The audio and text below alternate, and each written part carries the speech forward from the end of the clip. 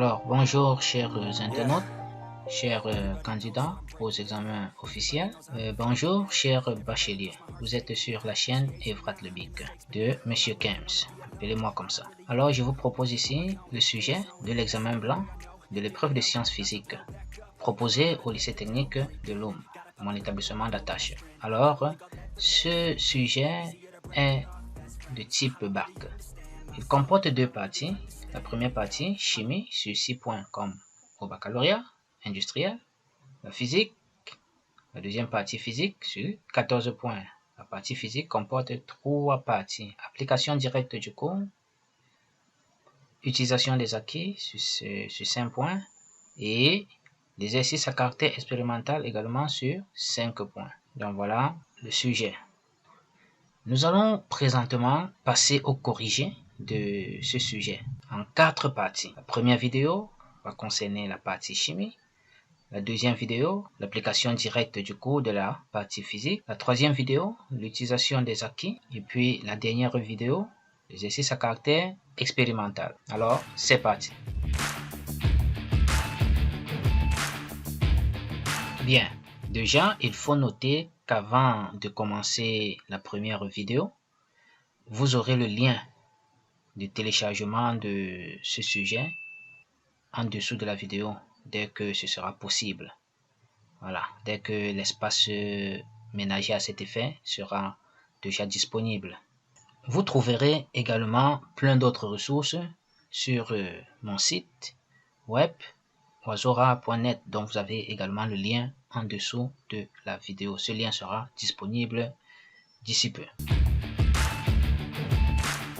Alors, première vidéo de cette correction.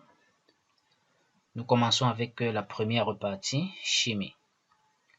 Lecture. Un composé organique E de formule brute CnH2nO2 contient 24,6% en masse d'oxygène.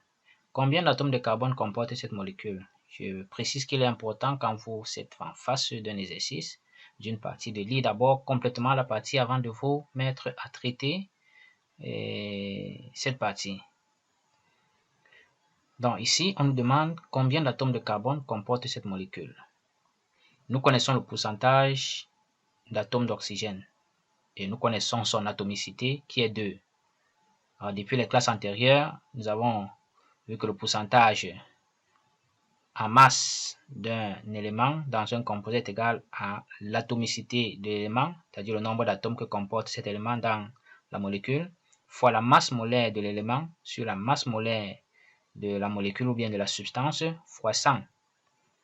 Alors, on exploite donc cette relation liée au pourcentage, puisqu'on connaît le nombre d'atomes d'oxygène, pour trouver le nombre d'atomes de carbone, c'est-à-dire N, petit n.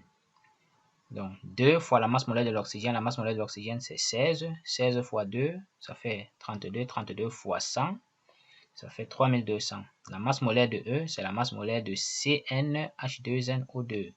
Cn, c'est 12N.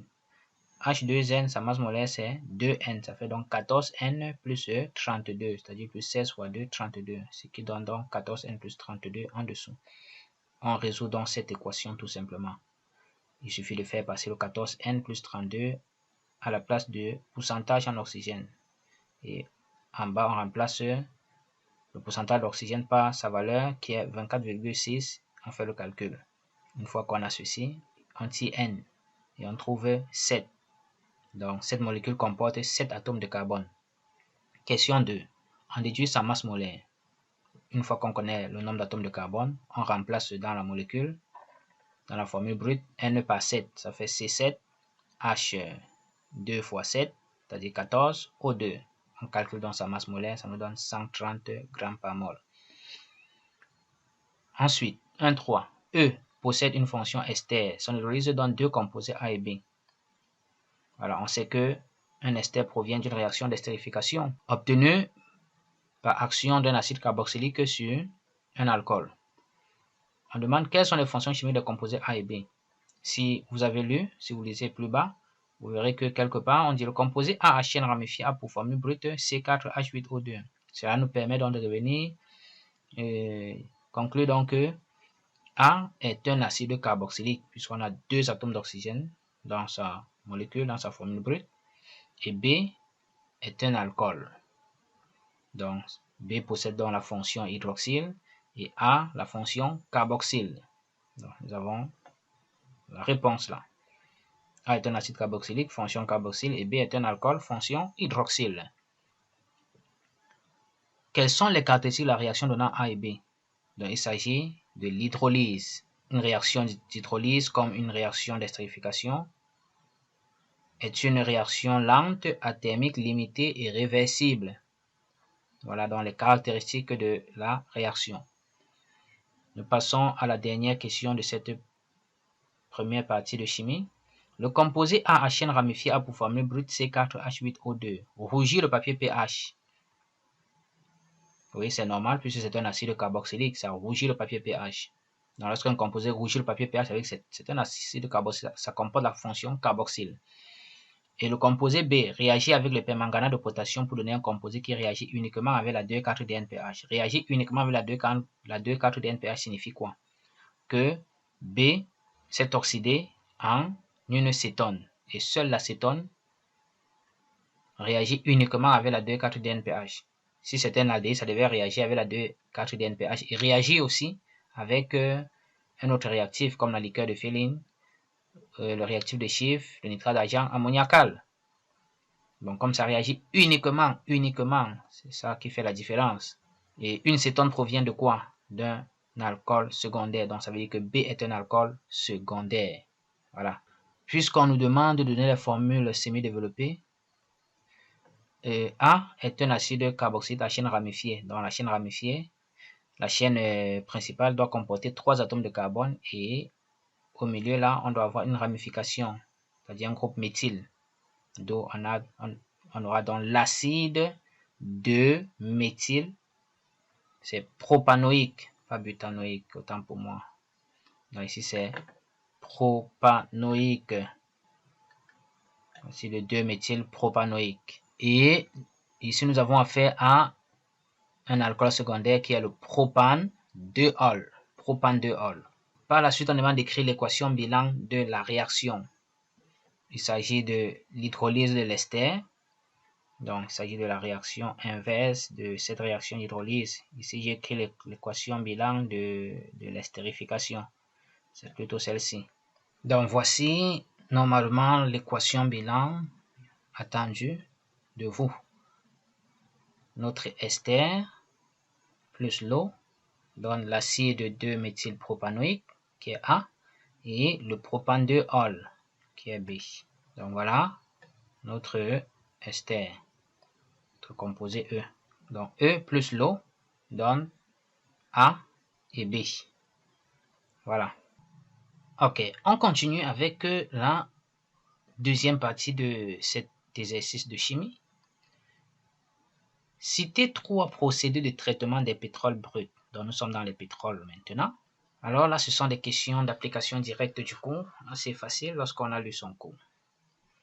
Donc, comme procédé de traitement des pétroles bruts, nous avons la distillation, nous avons le craquage, nous avons le reformage. On peut aussi ajouter la purification. Donc, voilà les 3 meilleurs procédés de traitement des pétroles bruts. En commençant par la distillation. 3.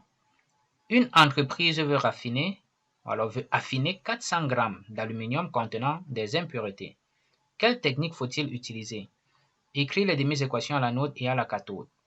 Calculer la masse de métal déposée à la cathode et le pourcentage d'impuretés contenues dans l'aluminium traité. Bon, ici nous sommes dans la métallurgie. Quelle technique faut-il utiliser si on veut affiner 400 g d'aluminium contenant des impuretés? Donc, dans la métallurgie de l'aluminium, nous avons vu que la technique utilisée, c'était l'électrolyse. Donc ici, on doit utiliser l'électrolyse pour affiner les 400 g d'aluminium contenant les impuretés. On demande d'écrire les demi-équations à l'anode et à la cathode.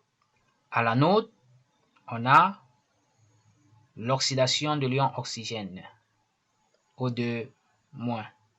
Et à la cathode, on a la réduction de l'ion aluminium. On sait que l'électrolyse, c'est l'ensemble des réactions chimiques ayant lieu, n'est-ce pas, dans une solution lors du passage du courant électrique. Et cette solution, généralement appelée électrolyte, contient des ions. Donc dans notre électrolyte ici, on aura les ions O2- et les ions Al3+ contenus dans l'alumine. Al2O3, ça c'est la formule statistique de l'alumine. Donc notre aluminium est normalement contenu dans de l'alumine, encore appelé bauxite pour simplifier. Question 3.2. On demande de calculer la masse de métal déposé à la cathode et le pourcentage d'impuretés contenues dans l'aluminium traité.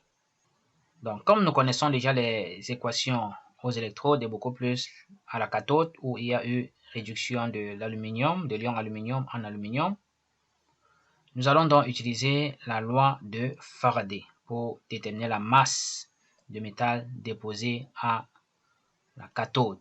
Donc, d'après Faraday, N, la quantité de matière, est égale à la quantité d'électricité divisée par X fois F, où X représente le nombre d'électrons échangés. Al3+ a échangé 3 électrons. Donc, ça devient Q sur 3F, où Q, qui est la quantité d'électricité, c'est I fois T. Et N de Al, qui est la quantité de matière, c'est la masse de Al sur la masse molaire de Al. Ceci nous permet donc de tirer la masse de Al, qui sera donc égale à la masse molaire de Al fois IT sur 3F. Et on fait l'application numérique. L'application numérique conduit donc à M égale à 81,25 grammes, soit 0,081 kg. Maintenant, il faut déterminer le pourcentage d'impureté dans l'aluminium traité. Si on considère P, ce pourcentage, P sera donc égal à la masse de l'aluminium impur sur la masse de l'aluminium initial, c'est-à-dire avec toutes les impuretés, fois 100. Alors, la masse de l'aluminium impur, que je note ici Mi, c'est quoi? C'est la masse de l'aluminium avec toutes les impuretés, moins la masse de l'aluminium pur que nous avons obtenu, c'est-à-dire moins les 81,25 grammes. C'est ça que nous obtenons ici. Et on multiplie donc par 100 pour avoir le pourcentage d'impureté dans la substance traitée. Là, ce pourcentage donne 79,7%. Et voilà, on a terminé avec la partie concernant la métallurgie. Nous passons à la question 4. Dans un diagramme binaire, quelle différence y a-t-il entre le solidus et le liquidus? D'après le cours, le solidus est le lieu des températures de fin de solidification, tandis que le liquidus est le lieu des températures de début de solidification d'un alliage binaire.